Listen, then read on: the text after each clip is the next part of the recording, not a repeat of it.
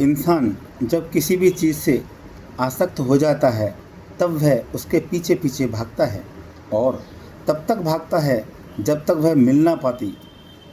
वह चीज़ या तो मिल जाती है या नहीं मिल जाती। मिल भी जाए तो आसक्ति किसी और चीज़ से चिपक जाती है। इस प्रकार भागने की यह अंतहीन प्रक्रिया चलती रहती है। इस आसक्ति में ही दास्ता है। हमारी इंद्रियों का स्वभाव एवं प्रकृति ऐसा है कि उनमें तृप्ति एवं शक्ति का एहसास नहीं होता। इंद्रियां भोग को भोगने के पश्चात भले ही शिथिल हो जाए पर तृप्त नहीं होती। भोग इंद्रियों को भड़काते हैं और इंद्रियां उन भोगों में आसक्त हो जाती है। आसक्ति टूटने का मतलब है विवेक ज्ञान का प्रकाश बढ़ना और बोध विकसित होना। आसक्ति का टूटना क्रमिक रूप से होता है। आसक्ति टूटती है पहले इंद्रियों से, फिर प्राण से, फिर मन और चित्त से।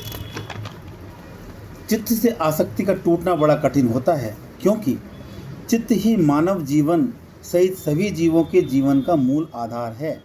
जब चित्त में अशुभ संस्कार जागृत एवं क्रियाशील हो जाते हैं तो जीवन के सारे घटनाक्रम उसी तरह घटित होने लगते हैं।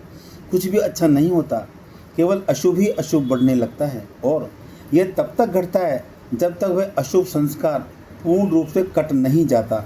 इस विषम स्थिति में व्यक्ति को आंतरिक और बाहरी जीवन दोनों ही संकटों से भर जाते हैं और उसे फिर कुछ समझ में नहीं आता। प्रत्येक जीव अपने जीवन व उसकी इन घटनाओं से ऐसे ही चिपका रहता है और इसी गहरी आसक्ति के कारण उसे अपने वास्तविक स्वरूप का ज्ञान नहीं हो पाता। चित्त की आसक्ति के बाद भी एक और आसक्ति है, वह भावों से आसक्ति। देह, प्राण, मन और चित्त से उठकर भी दास्ता का बंधन नहीं टूटता, क्योंकि भाव सभी घटनाक्रमों का मूल होता है, केंद्र होता है। भाव से आसक्ति टूटते ही इंसान दास्ता से मुक्त हो जाता है। वह स्वामी बन जाता है, परमात्मा का अंश बन जाता है, समस्त कालखंडों का दृश्य बन जाता है, कालजयी हो जाता है। जय श्री राम।